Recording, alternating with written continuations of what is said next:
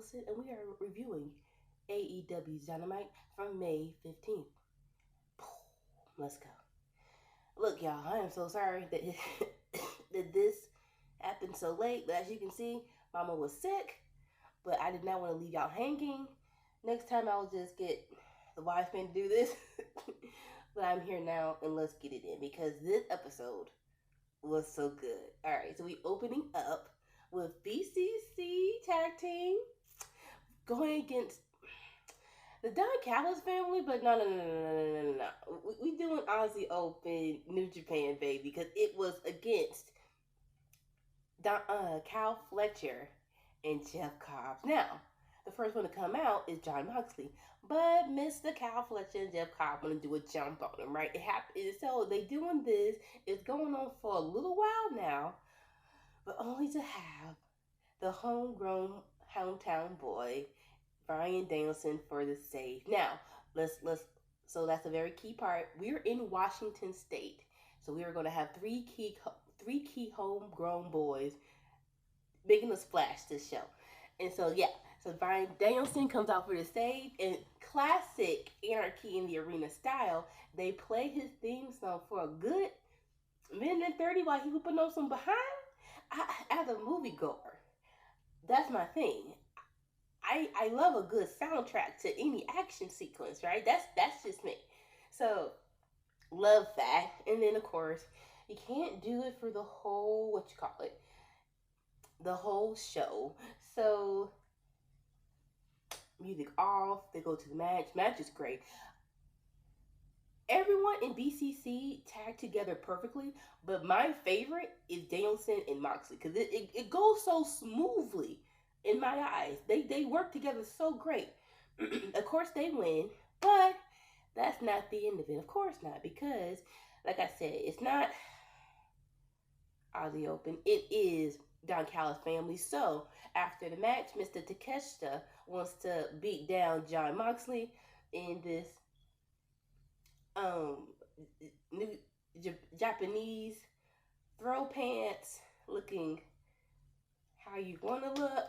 Sir, you're a villain. I ain't supposed to be feeling these things about you. Put a shirt on. That's just my 2 cents. That's just me. But I cannot wait for Moxley versus Takeshita for the New Japan title. That will be so good. All right, then moving on. Mr.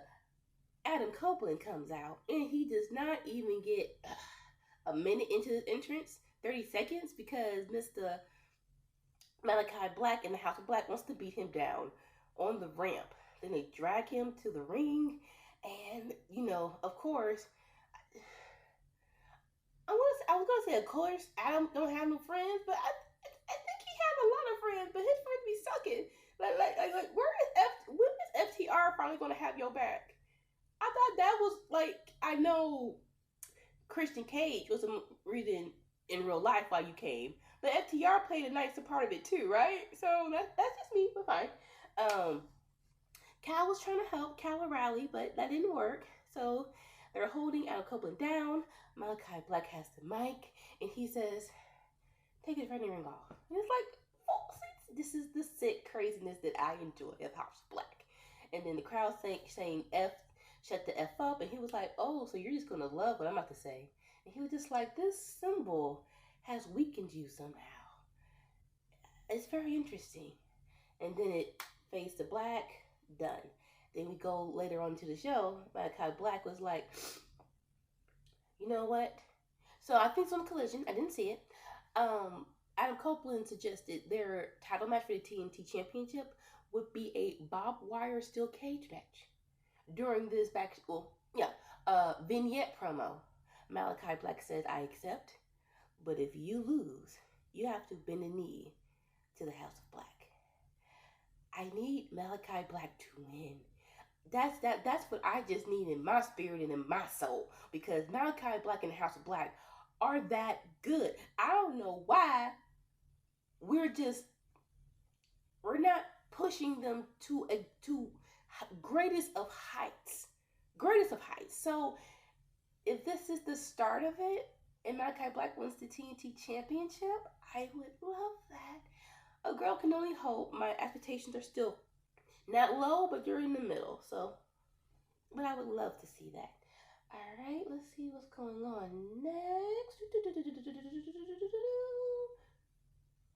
And then now, because the Young Bucks are running Wednesday, I'm gonna say Midnight Raw, Wednesday night Dynamite, we have a Reebok commercial with Okada and the Young Bucks, and they're introducing the Young Bucks' new Reebok shoe. So cheesy, so classic, which is what they do best. So very lovely.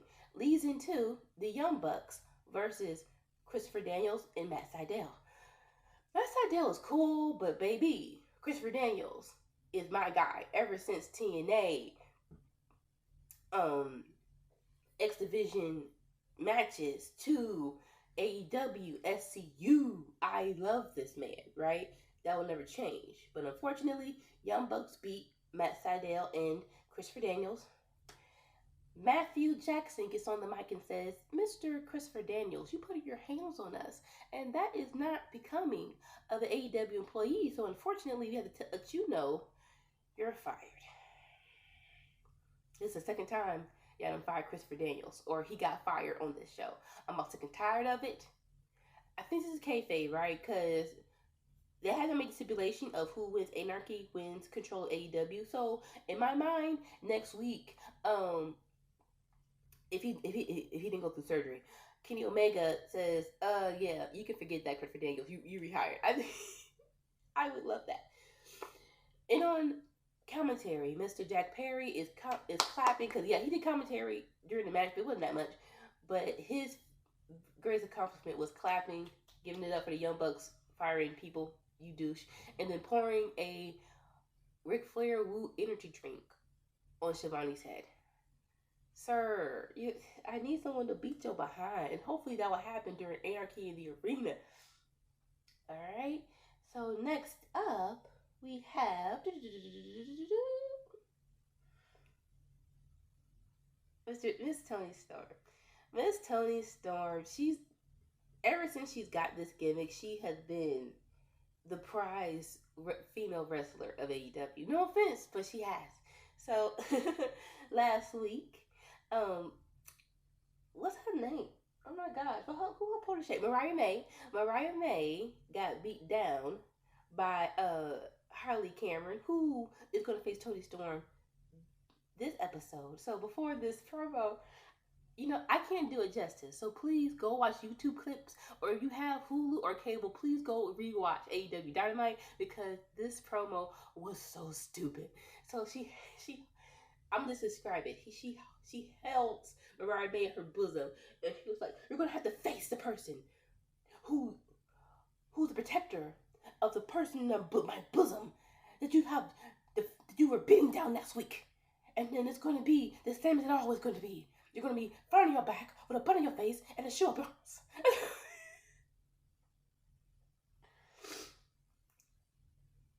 There's no female wrestler right now, unfortunately, AEW has, that is good enough to beat Toni Storm. You have Mercedes Moné, but you wanted to put her in a match with Willow, and I get that, I totally do. But if y'all want to start off with a bang and have Mercedes versus Toni Storm, I'm all for that. I really am. But you know what? We're gonna let it ride until y'all deem it fit to get the belt off of Toni Storm. But that's just me. All right. Like I said, it was Toni Storm versus Holly Cameron, who is still very good for a new wrestler. Of course, Toni Storm won. And then Miss Serena Deeb came out with a flag, a little stare down. All right, cool. Serena Deeb is a wrestler. If you want her to shine and be a credible threat, let her wrestle some matches. Like on Collision, let her wrestle. On this Dynamite, wrestle. And up until Double or Nothing, let Serena Deeb wrestle and taunt Toni Storm to becoming the better wrestler that we all know Toni Storm can be. That's just me. All right. All right, next up we have, let's all get sucked into the Jericho vortex. I'm gonna fight it because No, you don't get rewarded because we told you to leave and you stayed. You're not gonna get rewarded because you did what we told you. Not you didn't do what we told you to do. No, that's not how it works. But anyway, it is entertaining. Before that, Hook came back, gay Hook, squash match. He calls out Jericho because we ain't got time for the games and shenanigans. Jericho is like, I'm glad to have you back. I'm so, I'm, yay, Hook, because he's so stupid. And then the fans say, please retire. And then Jericho's like, you know what? I'm having fun to retire. I can't wait to be in the WWE Hall of Fame. I hate that it's so good. So whatever. But he was like, you know what? I like you. You got what it takes. So what I'm gonna do is you're gonna be in a multi-man match on Collision. Whoever wins get a shot at my FTW championship. And then Hook was like, you know what? Bet. But I came here for a fight. Don't know how it led up. I'm not even gonna rewind. But basically, Hook hits Jericho in the back of the head with a mic. But of course, Big Bill is there. They get in a double team, but then Mr. Shibata comes out and helps Hook. They stand tall. Bada bing, bada boom. Then backstage, we have Hook and Shibata talking about their match on Collision. And Shibata was like, hey, we're gonna go up against each other. Are you cool with that? And Hook was like, I'm gonna go through whoever I need to go through to get to Jericho. And then Mr. Samoa Joe comes out in this floral shirt, but we're gonna get past. I need to say that because that's the inline. And he was like, you know what? If you two stop Shibata and Hook, stop trying to. You're not focusing on the main task, and if you do that, y'all can actually be some killers. And so Hook was like, I'll fight you, Joe. I don't care. If this is a fact, if this is leading up to a faction, please do so. Cause oh my God, that would be so great. I've been ever since Hook versus Samoa Joe, the beginning of this year. I'm like, if y'all want Hook to elevate himself, let him be Samoa Joe's young boy. That will help him significantly, and it will be so freaking good. Y'all don't want to listen to me, so I'll digress. But like I said, the closing line with Mr. Shibata on his voice translator, he was like, that man too big to be wearing floral pants. I love you, Shibata. I don't think you should lose no more. That's just me because I love you. I just met you. Has it been 2 years? Oh my gosh. Maybe 2 years ago when you were on AEW Rampage. But I already love you and I want more from you. Not on Ring of Honor, but on Dynamite. Alright, what's coming up next? And then we have a promo showing you our new AEW champion, Swerve. He is not, and he is doing what all AEW champions should do. He is promoting himself on the TV. He is going to games and promoting AEW. This is why we chose him to be our champion. But yeah, he's in the middle of the show. I'm going to have my thoughts later, but I'm just saying, whatever. But it was him versus Brian Cage. Brian Cage is so good. And I don't know, AEW has a whole lot of big men that are good. I don't know what they have to do to put a better spotlight on them or elevate them. But yeah, Brian Cage is one of them dudes.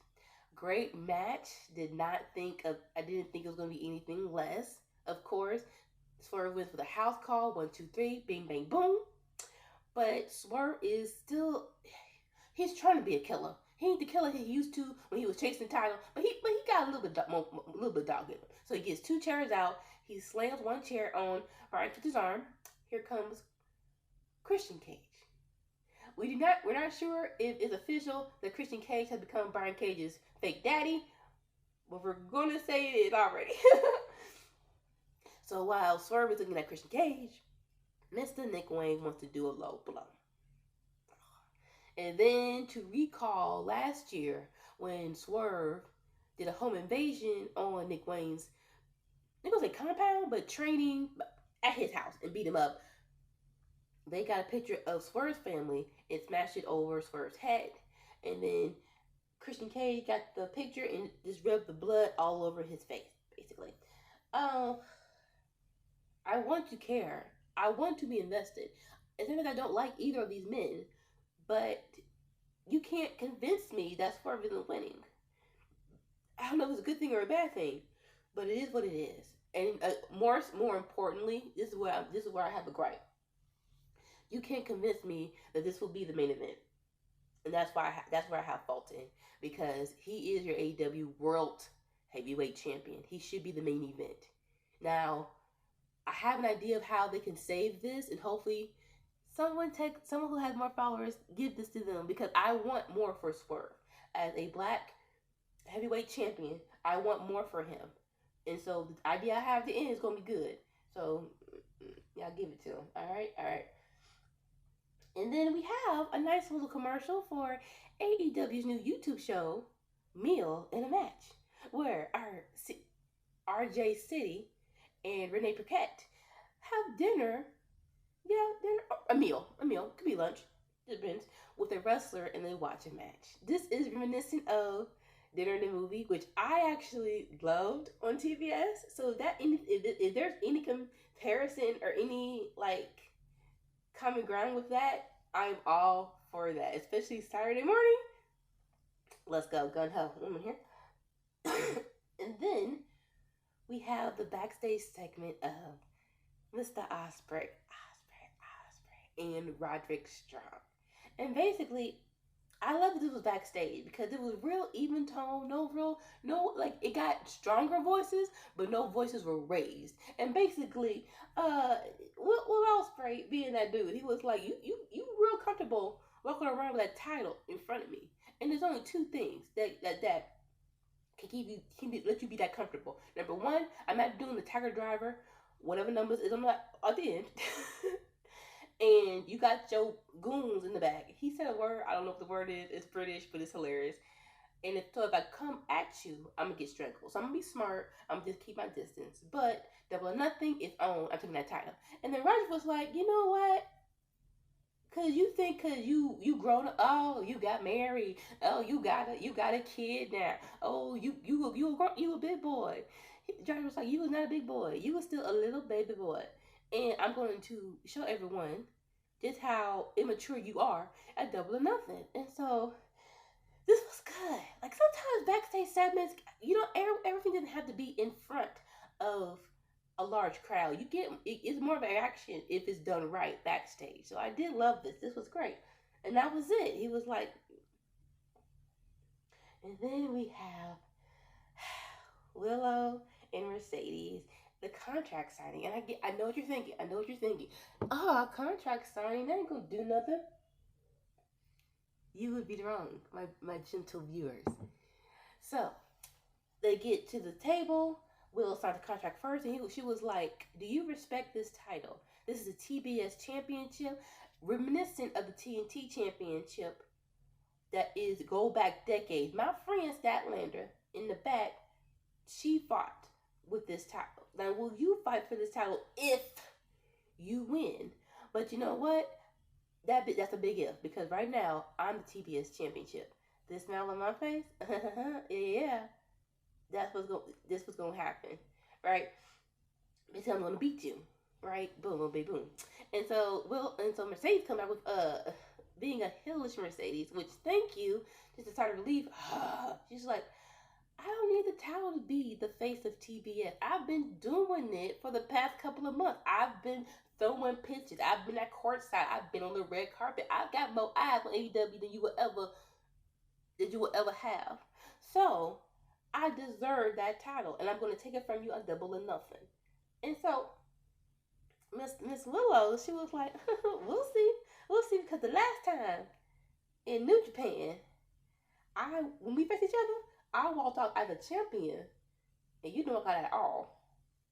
And then Mercedes, being, big man, she wants to try to stick attack Willow, but Willow caught her and did a power bomb through a table. Oh my God, Mercedes took a bomb. I would be excited if she didn't get physical her debut night.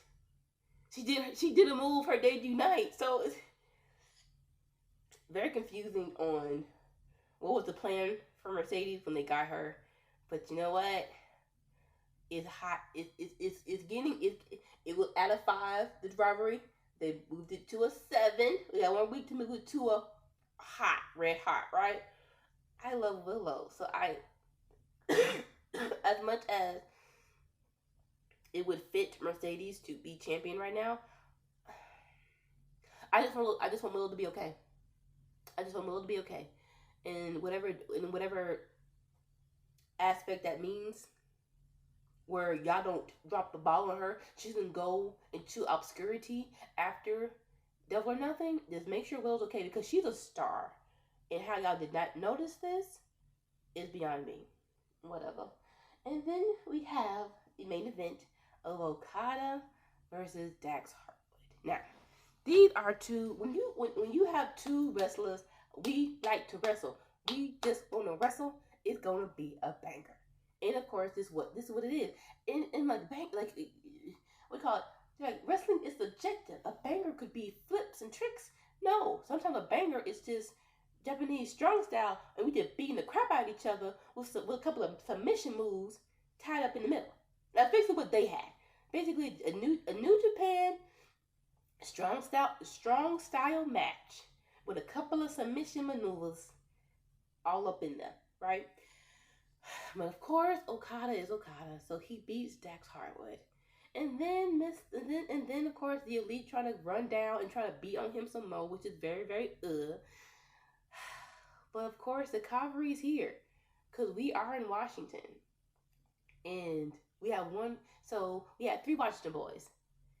Bryan Danielson, Swerve, and now we have the last person to be on Team Elite for Anarchy in the Arena, because Eddie Kingston got hurt on New Japan show. Unfortunately, kayfabe wise, the stupid Elite messed up his match and freaking hurt him. But so his replacement is Darby Allin. Now look. If I'm in this match with Darby Allin, I'm not nowhere near Darby Allin, because within the past couple of months, you hear me? Months, this fool done sliced his back open, broke his foot, and got hit by a bus. But y'all say, hey, your foot good? Cool. We gonna put you in Anarchy in the Arena, where basically no one gives 2 flying craps in the world about what other people are doing to each other. It's gonna be good. It is. It's gonna be good. But this had the ambulance ready for Darby, because if he gets, Lord have mercy, who wants to make a bet that Darby will get out of here with no injuries? Exactly. Okay, so that was AEW Dynamite, and here's my suggestion for Double or Nothing. Right, like I said, I think Anarchy in the Arena is going to be the main event, but they've been trying to intertwine Swerve in this heel Elite story, right? So it'll be cool if Swerve comes down and helps Team Elite, Team AEW, with Darby Allin and Dax Harwood and FTR and Danielson beat heel Elite. I think that will be a great top. He's not going to be in the match 100%, but he will be in the main event. I think that will be that will soothe my soul. Like, okay, his match wasn't the main event, but he's in the main event. So y'all get what we putting down. So please, someone send this to AEW management, because that'll be a hot angle for me. All right, so that's the end of AEW Dynamite from last Wednesday. Thank y'all for watching this review. Like I said, I'm getting better. I'm on the mend. And I'm gonna get better at actually doing these a little earlier. So, all right. See y'all later. Bye.